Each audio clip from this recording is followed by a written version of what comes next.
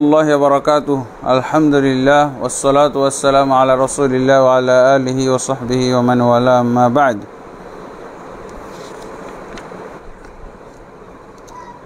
فأعوذ بالله من الشيطان الرجيم. فاصدع بما تؤمر وأعرض عن المشركين. وقال سبحانه: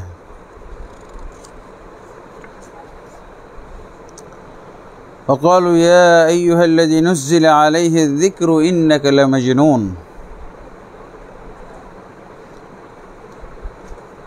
আলহামদুলিল্লাহ, as-সিদ্দিক জামে মসজিদ কর্তৃক আয়োজিত মাসিক সিরা হালাকা, সিরাতের উপরে যে মাসিক হালাকা আমরা করে থাকি আর রাহিকুল মাখতুম গ্রন্থ থেকে, ইনশাআল্লাহ এখনই আমরা হালাকার কার্যক্রম শুরু করতে যাচ্ছি। আমাদের সাথে যারা সংযুক্ত হয়েছেন সকলকে আমরা অনুরোধ জানাবো, আপনারা শেয়ার করবেন এবং আমাদের সাথে মনোযোগ লাগিয়ে শুনবেন। আল্লাহ আপনাদেরকে তৌফিক দান করুন এবং আল্লাহ তাবারক ওয়া তাআলা আমাকে যেন সিরা সম্পর্কে যে আলোচনা করছি সঠিকভাবে আলোচনা করার তৌফিক দান করেন, আল্লাহুম্মা আমিন। আজকে আমরা এই সিরার হালাকায় যে বিষয়ে আলোচনা করব, আমরা ইতিপূর্বে রাসূলুল্লাহ সাল্লাল্লাহু আলাইহি ওয়াসাল্লামের নবুয়ত প্রাপ্তির পর তিনি নবুয়তের আইটেমগুলো, নবুয়তের দাওয়াত তিনি প্রচার শুরু করেছিলেন এবং তার এই প্রচার কার্যকে আমরা ইতিপূর্বে দুই ভাগে ভাগ করেছিলাম, মক্কি জিন্দেগি এবং মাদানী জিন্দেগি। মক্কি জিন্দেগিতে আল্লাহ রসুল সাল্লাল্লাহু আলাইহি ওয়াসাল্লাম দুইভাবে দাওয়াত দিয়েছেন, একটি হলো সিররি দাওয়াত গোপনভাবে, আর একটা হলো জাহরি দাওয়াত প্রকাশ্যভাবে। তো জাহরি দাওয়াত সম্পর্কে আমরা আলোচনা শুরু করেছিলাম। আল্লাহ তাবারক ওয়া তাআলা নবী মুহাম্মদ রাসূলুল্লাহ সাল্লাল্লাহু আলাইহি ওয়াসাল্লামকে সূরা আশ-শুআরার মধ্যে দুটি আয়াত দ্বারা প্রকাশ্য দাওয়াত দেওয়ার নির্দেশ দিয়েছিলেন। প্রথম আয়াতটি হলো ওয়ানজির আশিরাতাকাল আকরাবিন, হে নবী মুহাম্মদ সাল্লাল্লাহু আলাইহি ওয়াসাল্লাম, আপনি আপনার নিকট আত্মীয়দেরকে সতর্ক করুন। এরপর আরেকটি আয়াত আল্লাহ তাবারক ওয়া তাআলা এই সূরাতেই নাজিল করেছেন, সূরা আল হিজর, ওটা হচ্ছে 214 নম্বর আয়াত আর এটি হচ্ছে 94 নম্বর আয়াত। ফাসদা বিমা তু'মার, হে মুহাম্মদ সাল্লাল্লাহু আলাইহি ওয়াসাল্লাম, আপনাকে যা আদেশ দেওয়া হচ্ছে এইটা আপনি স্পষ্টভাবে প্রকাশ্যভাবে প্রচার করুন। ওয়া আরিদ আনিল মুশরিকিন, এবং মুশরিকদের থেকে আপনি বিমুখ হয়ে যান, মুশরিকদের থেকে মুখ ফিরিয়ে রাখেন।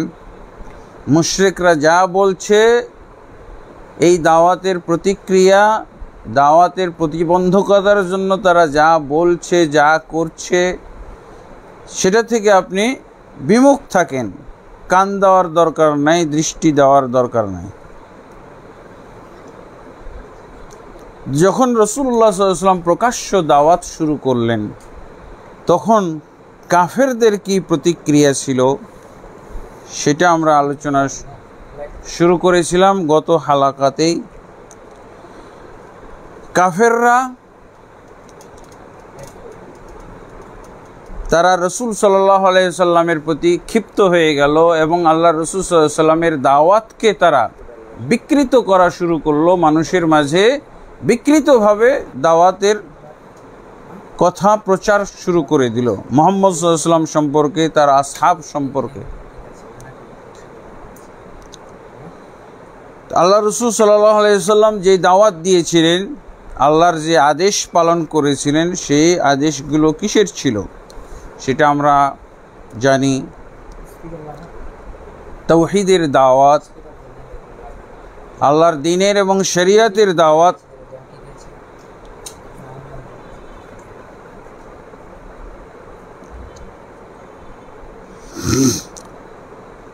যেমন আমরা শুনে থাকি আল্লাহ রসুল সাল্লাল্লাহু আলাইহি ওয়াসাল্লাম দাওয়াত দিয়েছিলেন কালেমার,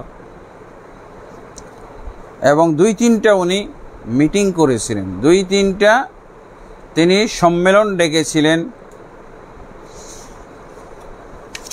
এবং 2টি সম্মেলনকেই পণ্ড করে দেওয়ার চেষ্টা করেছিল, এবং এই দায়িত্ব পালন করেছিল নরাধম আবু লাহাব লাআনাহুল্লাহ আলাইহি লাআন আল মুতাতাবি ইলা ইয়াউমিল কিয়ামা।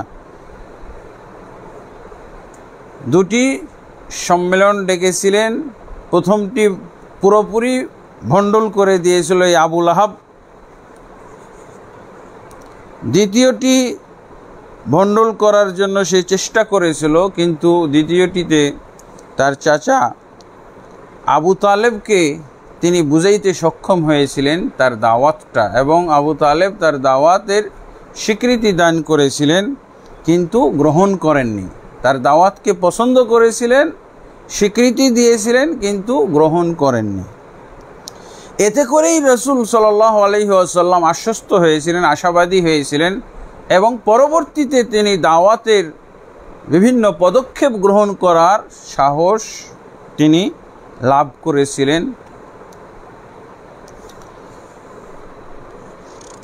এরপর আল্লাহ রাসূল সাল্লাল্লাহু আলাইহি ওয়াসাল্লাম তৃতীয় যে সম্মেলন ডেকেছিলেন সেটা হলো সফা পাহাড়ের পাদদেশে। সেখানে আল্লাহ রাসূল সাল্লাল্লাহু আলাইহি ওয়াসাল্লাম তার নিজের ব্যক্তিত্ব, তার গ্রহণযোগ্যতা, মক্কার মানুষদের কাছে সে কত প্রিয় ছিল, কত সত্যবাদী ছিল, সেই কথার সূত্র তিনি টেনেছিলেন। তিনি বলেছিলেন, আমি যদি তোমাদেরকে বলি যে এই মক্কা নগরীর প্রান্তরে, একটি প্রান্তরে তোমাদের উপরে হামলাকারী সুসজ্জিত বাহিনী ঘোড়সওয়ার আক্রমণ করার জন্য আসছে, তোমরা কি এটা বিশ্বাস করবে? সকলেই বলেছিল যে হ্যাঁ, অবশ্যই আমরা বিশ্বাস করব, কারণ তুমি এমন একজন ব্যক্তি মক্কার মধ্যে যাকে আমরা কখনোই মিথ্যাবাদী পাই নাই, কোনো একটা ছোটোখাটো ঘটনাতেও মিথ্যার কোনো তুমি আশ্রয় গ্রহণ করো নাই, মিথ্যার লেশ ঘেঁষ তোমার কাছে কখনো আমরা দেখি নাই। তখন উনি এই কালেমার দাওয়াত দিয়েছিলেন, আখেরাতের ইমানের দাওয়াত দিয়েছিলেন, আখেরাত পরকালের দাওয়াত দিয়েছিলেন, যে তোমাদের জন্য যে পরকালে জাহান্নাম এবং জাহান্নামের বিভিন্ন রকমের আযাব অপেক্ষা করতেছে, সেই আযাব থেকে রক্ষার জন্য আমি তোমাদেরকে দাওয়াত দিচ্ছি, তোমরা দাওয়াত কবুল করো। এবং আল্লাহ রাসূল সাল্লাল্লাহু আলাইহি ওয়াসাল্লামের দাওয়াতের সার মর্মটা ছিল, ইয়া আইয়ুহান নাস কুলু লা ইলাহা ইল্লাল্লাহ তুফলিহু, হে জনগণ, হে আমার জাতি, তোমরা লা ইলাহা ইল্লাল্লাহ বলো, তুফলিহু, তাহলে তোমরা ইহকাল এবং পরকালে সফল কাম হয়ে যাবে। তখন এই আবু লাহাব এই সম্মেলনেও সে রাসূল সাল্লাল্লাহু আলাইহি ওয়াসাল্লামের এই সঠিক দাওয়াতকে প্রত্যাখ্যান করেছিল এবং প্রতিবাদ করে বলেছিল, তাব্বান লাকা সাইরাল ইয়াউমি আলিহাযা জামাআতানা, তোমার ধ্বংস হোক, সারাদিন তোমার প্রতি এই অভিশাপ, এই ধ্বংসের বদদোয়া থাকলো, তুমি আমাদেরকে এই জন্য ডেকেছো। যাই হোক, রাসূলুল্লাহ সাল্লাল্লাহু আলাইহি ওয়াসাল্লাম যেহেতু চাচার সমর্থন সেখানেও পেয়েছিলেন, আগেও পেয়েছিলেন, এই জন্য রাসূলুল্লাহ সাল্লাল্লাহু আলাইহি ওয়াসাল্লাম সেদিন দ্ব্যর্থহীনভাবেই তার কথা তুলে ধরেছিলেন, এবং সেদিনই রাসূলুল্লাহ সাল্লাল্লাহু আলাইহি ওয়াসাল্লাম তার আত্মীয় স্বজনকে, তার বংশের লোকদেরকে এই মেসেজটা, এই বার্তাটা তিনি জানিয়ে দিলেন যে আপনাদের সাথে আমার সম্পর্ক আছে, থাকবে, সেটা হলো অবশ্যই তাওহীদের ভিত্তিতে, এই দাওয়াত কবুল করার ভিত্তিতে। দাওয়াত কবুল করলে আমি আপনাদের সাথে আত্মীয়তার সম্পর্ক, আমি আপনাদের সাথে সুসম্পর্ক রাখতে পারবো। আর যদি এই দাওয়াতের প্রতিবাদ করেন, দাওয়াতকে প্রতিহত করেন, দাওয়াতের বিরোধিতা করেন, তাহলে আপনাদের সাথে আত্মীয়তার সম্পর্ক থাকলেও আমি আপনাদের সাথে সুসম্পর্ক রাখতে পারবো না, আত্মীয়তার বন্ধন আমি হয়তো ঠিক রাখতে পারবো না। হ্যাঁ, আল্লাহ রাসূল সাল্লাল্লাহু আলাইহি ওয়াসাল্লাম বলেছিলেন যে ফাইনি ওয়াল্লাহি লা আমলিকু লাকুম মিনাল্লাহি শাইআ ইয়া ফাতিমা বিনতা মুহাম্মদ, হে মুহাম্মদের মেয়ে ফাতেমা। সর্বশেষ আল্লাহ রাসূল তার মেয়েকে লক্ষ্য করেও বলেছিলেন একই কথা, যে তুমি দুনিয়াতে নিজেকে বাঁচার জন্য, জাহান্নাম থেকে রক্ষা পাওয়ার জন্য ব্যবস্থা গ্রহণ করো। ফাইন্নী ওয়াল্লাহি, আল্লাহর কসম করে বলছি, নিশ্চয়ই আমি কোনো ক্ষমতা রাখি না, কোনো আমি মালিক নই, বিন্দুমাত্র অধিকারী নয়, ক্ষমতা নেই আমি তোমাকে আল্লাহর কাঠগড়ায় ধরা পড়ে গেলে রক্ষা করতে পারবো। ইল্লা আন্না লাকুম রাহিমান সাআবুল্লুহা বিবালালিহা, তবে তোমার সাথে বা এই বংশের লোকদের সাথে, আত্মীয়দের সাথে যে আত্মীয়তার সম্পর্ক রয়েছে, এই সম্পর্কটাকে আমি জিয়ে রাখবো, এই সম্পর্ককে আমি সিক্ত করে রাখবো।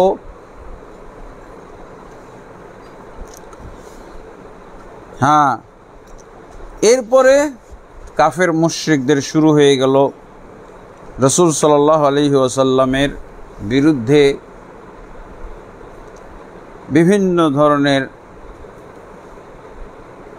সংঘর্ষ, বিভিন্ন ধরনের কি বলে বাদ প্রতিবাদ, এবং আল্লাহর রাসূল সাল্লাল্লাহু আলাইহি ওয়াসাল্লামের দাওয়াতের প্রতি তারা ক্ষিপ্ত হয়ে গেল। এবং তারা যেগুলো বিশ্বাস করত, যেমন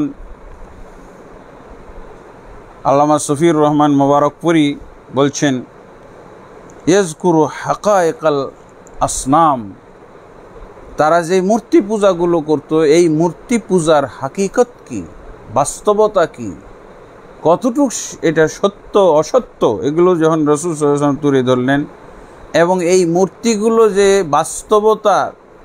বাস্তবতার সাথে এদের কোনো মিল নাই, এরা যে এদের যতটুক সম্মান করে, মর্যাদা দেয়, এবং এদের কাছে নানান জিনিস তারা তলব করে, আবেদন করে, অথচ এরা হলো অপারক, ব্যর্থ, অকেজো। এগুলোই আল্লাহ রাসূল সাল্লাল্লাহু আলাইহি ওয়াসাল্লাম তাদেরকে বোঝানোর চেষ্টা করতেছিলেন। আর তারা এগুলোর ব্যাপারে রাসূলুল্লাহ সাল্লাল্লাহু আলাইহি ওয়াসাল্লামের প্রতিবাদ করত, এবং আল্লাহ রাসূল সাল্লাল্লাহু আলাইহি ওয়াসাল্লামের প্রতি ক্ষিপ্ত হইত, আল্লাহ রাসূল সাল্লাল্লাহু আলাইহি ওয়াসাল্লামের প্রতি রাগান্বিত হইত। এবং এই পরিবেশে অনেকেই আল্লাহর রাসূল সাল্লাল্লাহু আলাইহি ওয়াসাল্লামের কথাগুলো পছন্দ করত, যেহেতু প্রকাশ্যে আল্লাহ রাসূল সাল্লাল্লাহু আলাইহি ওয়াসাল্লাম বলছেন। তারা কেউ, অধিকাংশ প্রত্যাখ্যান করতেছিল, কিন্তু কিছু কিছু লোক এগুলো গ্রহণ করা শুরু করে দিল।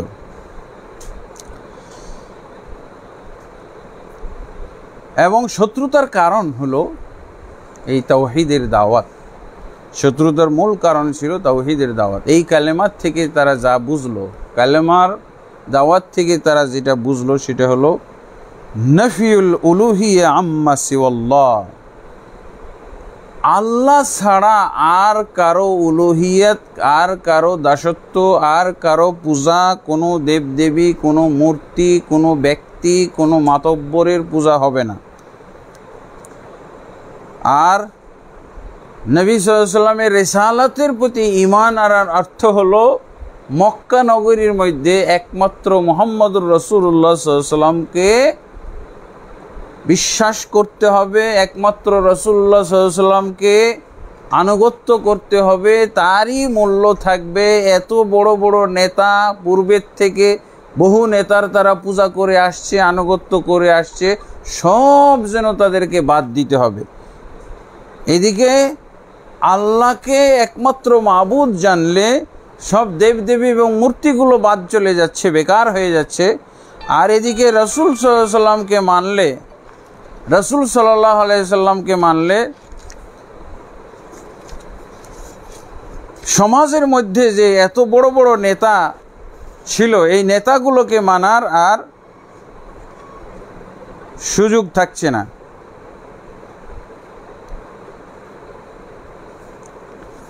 এই জন্য তারা রাসূল এইসব কালেমার মধ্যে এইসব কথা তারা বুঝার কারণে রাসূলের বিরোধিতা করছে।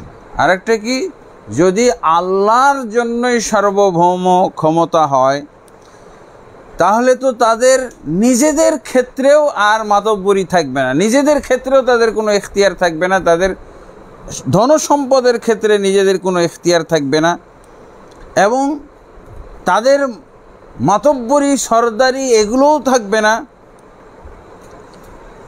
এবং তারা যার উপরে ইচ্ছা জুলুম করত, যার উপরে যাকে ইচ্ছা তারা জুলুম থেকে রেহাই দিত, এবং দৈনন্দিন জীবনে তারা বিভিন্ন ধরনের পাপ, পঙ্কিলতা এবং অপরাধ সংগঠিত করত। এগুলো করার আর সুযোগ তারা পাচ্ছে না। তখন তারা রাসূলুল্লাহ সাল্লাল্লাহু আলাইহি ওয়াসাল্লামের বিরুদ্ধে বদনাম করা শুরু করে দিল যে মুহাম্মদ আমাদের মূর্তিদেরকে, আমাদের দেবদেবীদেরকে গালি দিচ্ছে, অথচ কোরআনে মূর্তি দেবদেবীকে গালি দেওয়া নিষেধ। লা তাসুব্বুল্লাযীনা ইয়াদউনা মিন দুনিল্লাহ, আল্লাহকে ছাড়া তারা যাদের পূজা করে, যাদের ইবাদত অর্চনা করে, পূজা অর্চনা করে, খবরদার তাদেরকে গালি দিও না। লা ইলাহা ইল্লাল্লাহর দাওয়াতকে তারা বিকৃত করার জন্য তারা সমাজে প্রচার শুরু করে দিল যে মুহাম্মদ সাল্লাল্লাহু আলাইহি সাল্লাম আমাদের দেবদেবী এবং মূর্তিদেরকে গালি দিচ্ছে,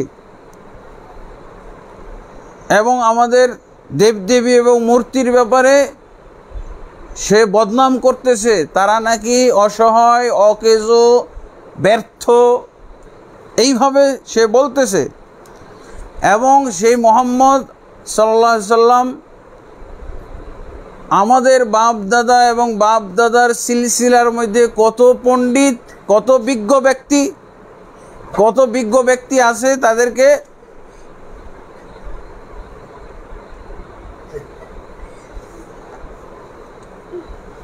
কত বিজ্ঞ ব্যক্তি আছে তাদেরকে সে তাসফিহ করতেছে, নির্বোধ প্রমাণ করতেছে, তাদেরকে সে বোকা বানাইতেছে, মূর্খ বানাইতেছে।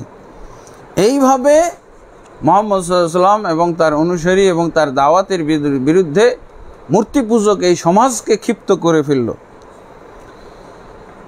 তখন তারা রাসূল সাল্লাল্লাহু আলাইহি ওয়াসাল্লামের বিরুদ্ধে একটা মিটিং ডাকলো। সেই মিটিংয়ে আবু তালেবকে তারা রেখেছিল। আবু তালেব যেহেতু মুহাম্মদ সাল্লাল্লাহু আলাইহি ওয়াসাল্লামকে আশ্বাস দিয়েছিলেন যে যেহেতু তোমার কথাগুলো সুন্দর, তোমার উদ্দেশ্য সুন্দর, তোমার দাওয়াতের মধ্যে মন্দ কিছু খুঁজে পাওয়া যাচ্ছে না, অতএব আমি যতদিন বেঁচে আছি তোমাকে সাহায্য সহযোগিতা আমি করব। তো এই মিটিংয়ের মধ্যে তারা যেহেতু আবু তালেব দাওয়াত কবুল করেননি। সেই সূত্র ধরে তারা মিটিংয়ে বলল যে দেখেন, এই মোহাম্মদ আপনার মাবুদ, আমাদের মাবুদ, সবারই মাবুদ, তাকে গালি দিচ্ছে, তাদের ব্যর্থতা সে বিভিন্নভাবে প্রকাশ করছে, এবং আমাদের বর্তমান যারা নেতৃস্থানীয় আছে এবং অতীতে যারা গুজরে গেছে সবাইকে সে নির্বোধ প্রমাণ করতেছে। এতে করে কি আপনার ইজ্জত যাচ্ছে না? আপনিও তো আমাদের সাথে, আপনিও তো এই বদনামের এই রটনার ব্যর্থতার যে স্বীকৃতি, ব্যর্থতার যে তিনি প্রমাণ করে দিচ্ছে, এর মধ্যে তো আপনিও জড়িত হয়ে যাচ্ছেন। অতএব আপনার আমাদের সাথে থাকা উচিত, আপনার ভাতিজার সাথে থাকা উচিত না। এই বলে তারা আবু তালেবকে ভাতিজা অর্থাৎ মুহাম্মদ সাল্লাল্লাহু আলাইহি সাল্লাম থেকে বিচ্ছিন্ন করার চেষ্টা করেছিল। কিন্তু আবু তালেব তিনি যেহেতু ভাতিজার প্রতি অত্যন্ত দরদি ছিলেন, অত্যন্ত ভালোবাসতেন, যার জন্য উনি সুন্দর যুক্তি দিয়ে এবং নম্র কথা বলে তাদেরকে ওই দিন বিদায় করে দিয়েছিল। মুহাম্মদের বিরুদ্ধে সাল্লাল্লাহু আলাইহি সাল্লাম আবু তালেবকে যখন খেপিয়ে বিচ্ছিন্ন করতে আর পারল না, তারপরে চলে গেল।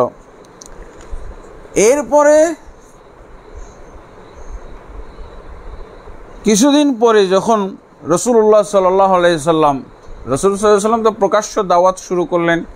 নবুয়তের ৪র্থ বর্ষে ৩ বছর, প্রথম বর্ষ থেকে তিন বছর পর্যন্ত গোপন দাওয়াত দিয়েছিলেন। ৪র্থ বর্ষে যখন আল্লাহ রাসূল সাল্লাল্লাহু আলাইহি সাল্লাম প্রকাশ্য দাওয়াতের পদার্পণ করলেন এবং মোটামুটি ৪-৫ মাস যখন প্রকাশ্য দাওয়াত চলতেছে, এরপরে হজ মৌসুম এসেছিল।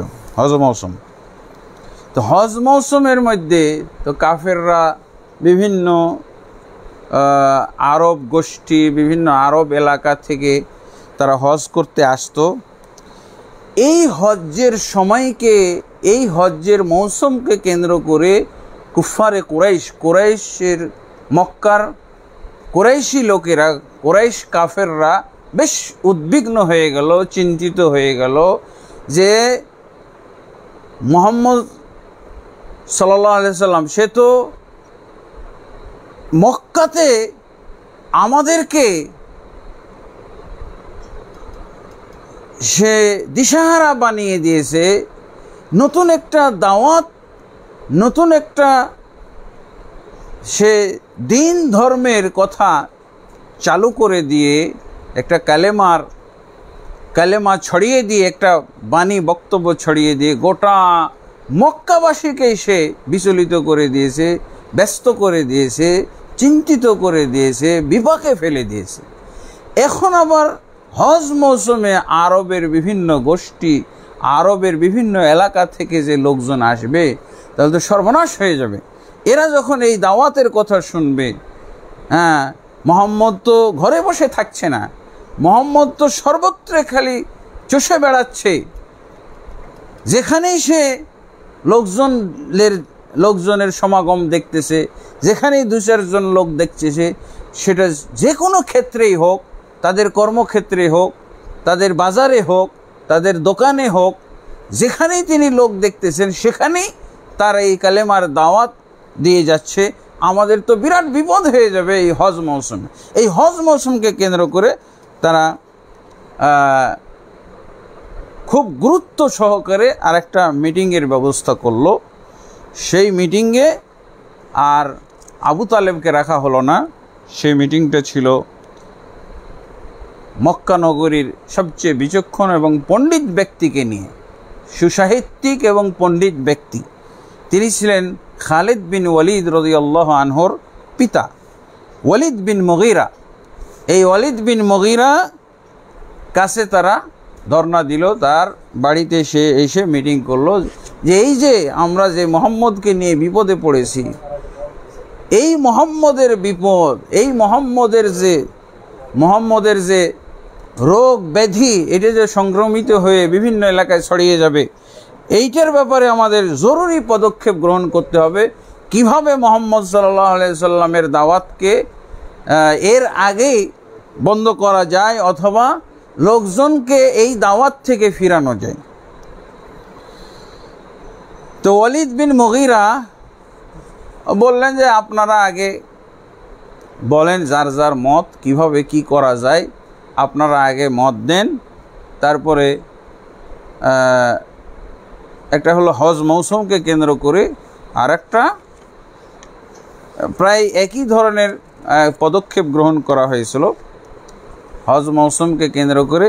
তখন ওয়ালিদ বিন মুগীরা তিনি বললেন যে আগে আপনাদের প্রস্তাবগুলো, আপনাদের পরামর্শগুলো, আপনাদের কি কি চিন্তা মোহাম্মদকে ঠেকানোর জন্য আর এই হজ মৌসুমের এই বিপদটা পার করার জন্য, যাতে করে এই দাওয়াতটা অন্যান্য জায়গায় পাচার না হয়ে যায়, অন্যদের কাছে সরবরাহ না করতে পারে। তো তারা বেশ কয়েকটা এই মিটিংয়ের মধ্যে বেশ কিছু কথা উঠে আসলো, এবং সেটা হলো তারা চিহ্নিত করেছিল এই ওয়ালিদ বিন মুগীরা পণ্ডিত ব্যক্তি, তো এই ওয়ালিদ বিন মুগীরা মুহাম্মদ সাল্লাল্লাহু আলাইহি সাল্লাম সম্পর্কে যদি মানুষকে বাধা দিতে হয়, মুহাম্মদের দাওয়াত থেকে যদি ফিরাইতে হয়, তাহলে বিপদ আছে, ফিরানোটা এত সম্ভব না, এটা বিরাট চ্যালেঞ্জিংয়ের ব্যাপার। কারণ কি? কারণ ওয়ালিদ বিন মুগীরার কাছেও এই কারণটা খুবই মারাত্মকভাবে ধরা পড়ল। এবং আরেকজন পণ্ডিত সে ছিল নজর ইবনুল হারিস। এই নজর ইবনুল হারিস এও কুরাইশদের একটা মহাপণ্ডিত ব্যক্তি এবং ধনী ব্যক্তি, ধনাঢ্য ব্যক্তি। এই দুইজনের কাছে একই সমস্যা ধরা পড়ল যে মুহাম্মদের বিরুদ্ধে যদি তোমরা প্রচারণা চালাও, তার বিরুদ্ধে যদি বদনাম রটনা করো, তো উল্টা তোমাদেরই বদনাম হবে। কারণ মুহাম্মদ সাল্লাল্লাহু আলাইহি সাল্লামকে সবাই মক্কাবাসীরা আল আমিন বলে জানে, এবং এই জন্য খুবই সতর্কতার সাথে তার ব্যাপারে বদনাম রেডি করতে হবে, যাতে করে নিজেরাই আমরা ফলসে না পড়ে যাই, নিজেরাই বিপদে না পড়ে যায়, নিজেরাই অবিশ্বস্ত না হয়ে যায়, নিজেরাই মুহাম্মদের বিরুদ্ধে সতর্ক করতে যেয়ে জনগণের কাছে প্রত্যাখ্যাত না হয়ে যায়। এই জন্য খুব সতর্কতার সাথে আগাইতে হবে। তো লোকজনেরা প্রস্তাব দেওয়া শুরু করলো। কিছু লোক প্রস্তাব দিল তারা, এবং ওয়ালিদ বিন মুগীরাই পরামর্শ দিল যে এমন কিছু তার বিরুদ্ধে যুক্তি দাঁড় করাইতে হবে যার উপরে সবাই একমত হইবে। ভিন্ন মত পোষণ করলে বিপদ হয়ে যাবে। যেটাই বলবা সবাই একরকম, কারো কাছে যেন ভিন্ন কিছু না শোনা যায়। তখন এক এক করে বলা শুরু করলো। কিছু লোক প্রস্তাব দিল যে আচ্ছা ঠিক আছে, মুহাম্মদকে আমরা আল আমিন ঘোষণা করেছিলাম, এখন এই আল আমিন খেতাব লকব আমরা এটা ধামাচাপা দিব, কাহেন নাম রটিয়ে, যে মুহাম্মদ এখন গণক হয়ে গেছে, গণক সেজে গেছে। আমরা সবাই বলবো যে মুহাম্মদ গণক, বিড়বিড় বিড়বিড় বিড়ি করে কি কথা বলে, হ্যাঁ ভাব ধরে আর কি বিড়বিড় করে কথা বলে আর কি কি উচ্চারণ করে, এইভাবে আমরা বলবো, কাহেন বলবো, গণক। ওয়ালিদ বিন মুগীরা পণ্ডিত ব্যক্তি, সুসাহিত্যিক, উনি কি বললেন, লা ওয়াল্লাহি মা হুয়া বিকাহিন, না তোমরা যদি মুহাম্মদকে কাহেন বলো তাহলে এতে করে তোমরা উল্টা নিজেরাই তোমরা দোষী সাব্যস্ত হবে, নিজেরা ফলস প্রমাণিত হবে। লাকাদ রাআইনাল কুহান ফামা হুয়া বিজামজামাতিল কাহিন ওয়ালা সাজইহি, কাহিন গণকরা যেভাবে তারা মানে মিলিয়ে মিলিয়ে কথা বলে, তারা যেভাবে মন্ত্রতন্ত্র পড়ে, এগুলোর সাথে তো মুহাম্মদের কথা মেলে না। তখন তারা বলে আচ্ছা ঠিক আছে এটা বাদ, তাহলে আমরা বলবো পাগল, নাকুল মাজনুন, আমরা তাহলে বলবো উনি পাগল হয়ে গেছে। তখন ওয়ালিদ বিন মুগীরা বলল না, পাগলও বলে তোমরা কুলাইতে পারবে না। লাকাদ রাআইনাল জুনুনা ওয়া আরাফনাহু মা হুয়া বিখানাকিহি ওয়ালা তুখালিজুহু ওয়ালা ওয়াসওয়াসাতুহু। যদি পাগল হয় তো পাগল তো আমরা দেখেছি, আমাদের সমাজে অনেক পাগল আমরা সবাই দেখেছি। তার চরিত্র, তার আচার আচরণ, তার চলাফেরা, তার মতিগতি সব ভিন্ন রকম। সে কখনো কখনো দেখা যায় যে বেহুশ হয়ে যায়,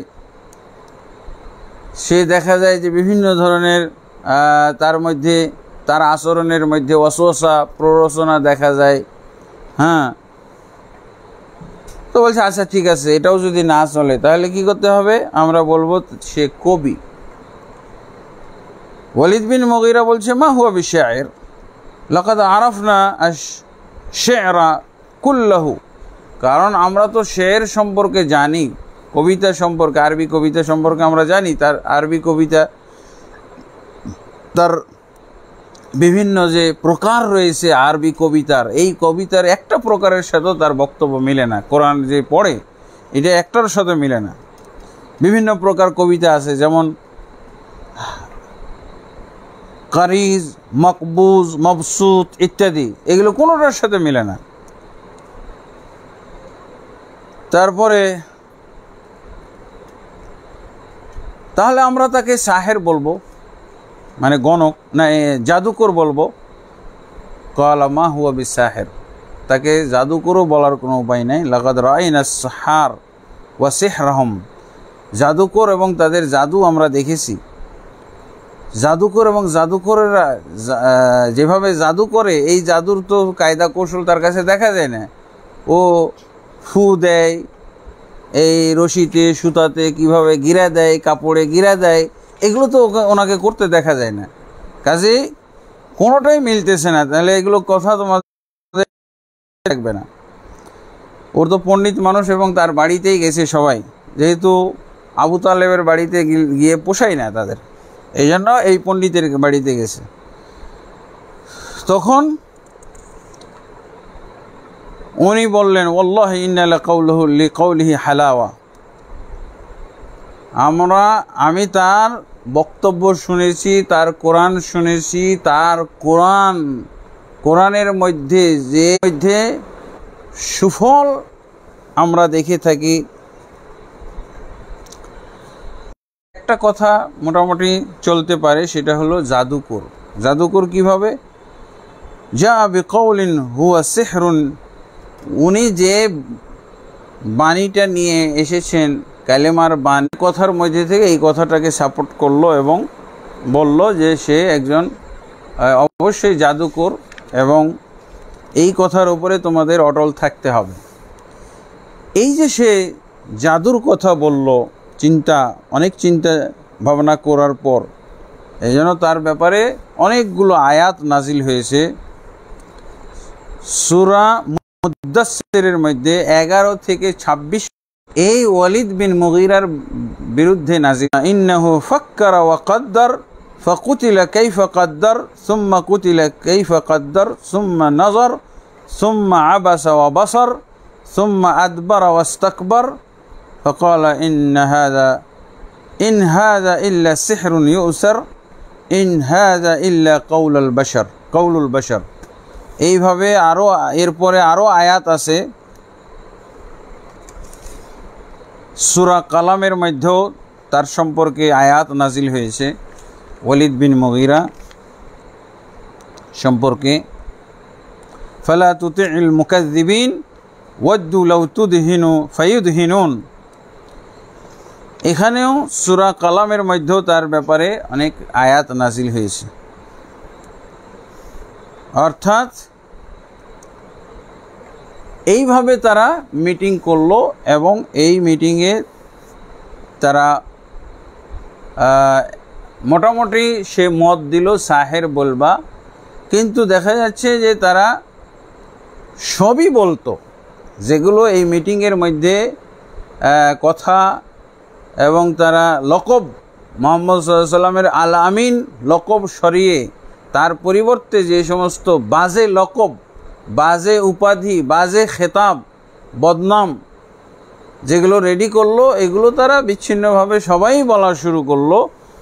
ওই ওয়ালিদ বিন মুগিরা শুধু তাদেরকে সাহের বলতে বলছিল, এর উপরে তারা সীমাবদ্ধ থাকে নাই, ক্ষান্ত থাকে নাই, বরং আরও কিছু বাজে খেতাবগুলো তারা উদ্ভাবন করেছিল। যেমন কি বলে, মৌসুমেল হজ, হজ্জের মৌসুমে ঠিক তাদের আশঙ্কায় প্রতিফলিত হয়েছিল, আশঙ্কা কার্যকর হয়েছিল। রাসূলুল্লাহ সাল্লাল্লাহু আলাইহি ওয়াসাল্লাম যখন হজ্জের মৌসুমে বিভিন্ন আরব গোষ্ঠীরা আরব এলাকা থেকে আসলো, মক্কা মদিনার থেকে আসলো, তায়েফ থেকে আসলো, জেদ্দা থেকে আসলো, বিভিন্ন এলাকার থেকে যখন কাফেরের গোষ্ঠী হজ করতে আসলো, আমাদের সমাজে তো আবার কাফের হজ করে কেমনে এটাও জানে না। আমরা জাহিলিয়াতের মধ্যে এমনভাবে ডুবে আছি, জাহিলিয়াত সম্পর্কে এত অজ্ঞমূর্খ যে হজ কাফেররাও করতো এটা জানে না। হ্যাঁ, হজ করতো, এবং তারা এই তথাকথিত আমাদের যুগের অনেক মুসলমানের চাইতে বেশি হজ করেছে। অনেকেই প্রতি বছর হজ করত, একজনের হয়তো জীবনে 50 হজ, 60 হজ, 70 হজ আছে। এত হজ কোনো মুসলমানও হয়তো করতে পারে না। তো এই হজ্জের মৌসুমটাকে আল্লাহ রাসূল সাল্লাল্লাহু আলাইহি ওয়াসাল্লাম ইমানের দাওয়াত, কালেমার দাওয়াতের জন্য সুযোগ হিসেবে গ্রহণ করেছিলেন, এবং রাসূলুল্লাহ সাল্লাল্লাহু আলাইহি ওয়াসাল্লাম এই হজ্জের মৌসুমে তাদের তাঁবুতে যাইতেন। ইয়াতবাউন নাসা ইযা ওয়াফাল মৌসুম ফি মানাজিলিহিম, আল্লাহ রাসূল সাল্লাল্লাহু আলাইহি ওয়াসাল্লাম এই হাজীদের তাঁবুতে যাইতেন। ওয়াফি ওকাজ নামক বাজার, হাজিরা তো হাজিদেরই জন্য বাজার মক্কার মধ্যে, ওকাজ নামক বাজার, এখানে তো মানুষ কুলকুল করত, সেখানে আল্লাহ রাসূল সাল্লাল্লাহু আলাইহি ওয়াসাল্লাম যে দাওয়াত দিতেন। ও মিজান্না একটা বাজারের নাম, সেখানেও আল্লাহ রাসূল সাল্লাল্লাহু আলাইহি ওয়াসাল্লাম দাওয়াত দিতেন। ওয়াজিল মেজাজ, এই সমস্ত বাজারে আল্লাহ রাসূল সাল্লাল্লাহু আলাইহি ওয়াসাল্লাম গিয়ে দাওয়াত দিতেন। ইয়াদউহুম ইলাল্লাহ,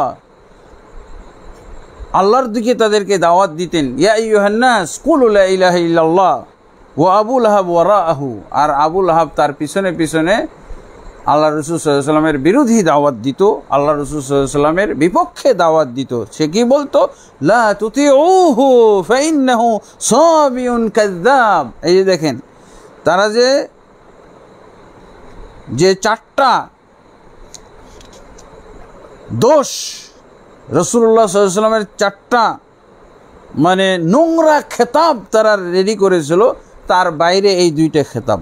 আবু লাহাব কি বলছে? লা তুতিউহু ফাইন্নাহু সাবিউন কাযযাব। এই হজ মৌসুমের লোকেরা, এই হাজী সাহেবেরা, খবরদার আপনারা এই লোকটার কথা শুনবে না। আবু লাহাব আল্লাহ রাসূলের চাচা ছিল। কারণ কি? ইন্নাহু সাবিউন কাযযাব, এ হলো লামাযহাবী, এ হলো চরম মিথ্যুক। তাহলে ওই 2টার সাথে লামাযহাবী বা বিধর্মী, মানে ওই সমাজের মাযহাব ত্যাগ করেছে, ধর্ম ত্যাগ করেছে, এই জন্য সাবিউন কাযযাব। এই বর্ণনাটা তিরমিজি সহ বিভিন্ন তিরমিজি, মুসনাদ আহমদের মধ্যে পাওয়া যাবে। তাহলে দেখা যাচ্ছে 6টা খেতাব, সাবি, কাযযাব বা কাযিব। কাযিব হলো মিথ্যুক, সাবি মানে হলো লামাযহাবী বা জাতি ধর্ম ত্যাগ করা। জাতি যেই ধর্মে আছে, যেই মতাদর্শের উপরে আছে, এইটাকে যারা ত্যাগ করে তাদেরকে সাবি বলা হয়। তো রসুলকে এরকম লামাযহাবী বা কি বলে ধর্মত্যাগী, মুরতাদ হিসেবে তারা প্রচার করত।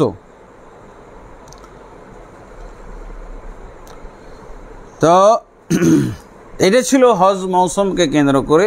তো আলহামদুলিল্লাহ এই হজ মৌসুমে আল্লাহ রসুল সাল্লাল্লাহু আলাইহি ওয়াসাল্লামের দাওয়াত সম্পর্কে আরবরা জানতে পারে, আরবদের মধ্যে আনাগোনা শুরু হয়ে যায়।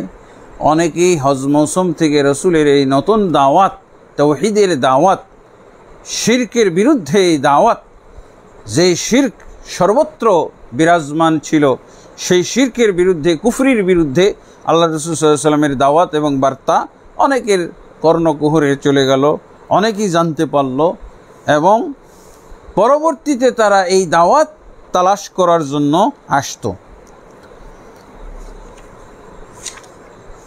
তো আল্লাহ তাবারক ওয়া তাআলা তাদের রাসূল সাল্লাল্লাহু আলাইহি ওয়াসাল্লামের বিরুদ্ধে যে অবস্থান গ্রহণ করেছিল, এই অবস্থান সম্পর্কে আমরা বেশ কিছু আয়াত আমরা নিতে পারি এবং তাদের অবস্থানগুলোকে আমরা কয়েক ভাগে ভাগ করতে পারি। 1 নম্বর তাদের অবস্থান ছিল রসুলের বিরুদ্ধে السخرية والتحقير والاستهزاء والتكذيب والتضحيك قصدوا بها تخذيل المسلمين وتوهين قواهم المعنوية। অর্থাৎ রাসূল সাল্লাল্লাহু আলাইহি ওয়াসাল্লামকে হেয় প্রতিপন্ন করা, তাকে বিদ্রূপ টিটকারি করা, তাকে নিয়ে হাসি তামাশা করা,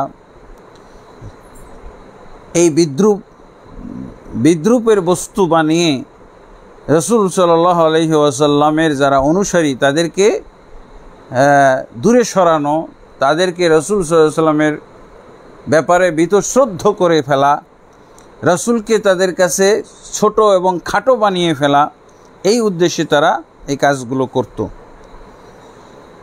যেমন সূরা হিজরের মধ্যে পাওয়া যায়, ওয়াকালু আইয়ুহাল্লাযী নুজ্জিলা আলাইহি যিকরু ইন্নাকা লামাজনুন। তারা বলছো যার উপরে কোরআন জিকির নাজিল হয়েছে, হে যার উপরে কোরআন নাজিল হয়েছে তুমি দাবি করতেছো, ইন্নাকা লামাজনুন, নিশ্চয়ই তুমি একজন পাগল ব্যক্তি। আরও কি বলেছিল? এবং ওদেরকে, মুমিনদেরকে লক্ষ্য করে তারা বলেছিল, ইন্না রাসূলাকুমুল্লাযী উরসিলা ইলাইকুম লামাজনুন, তোমাদের কাছে যে রাসূল প্রেরিত হয়েছে এই রাসূল হলো তো একটা পাগল। সূরা শুআরা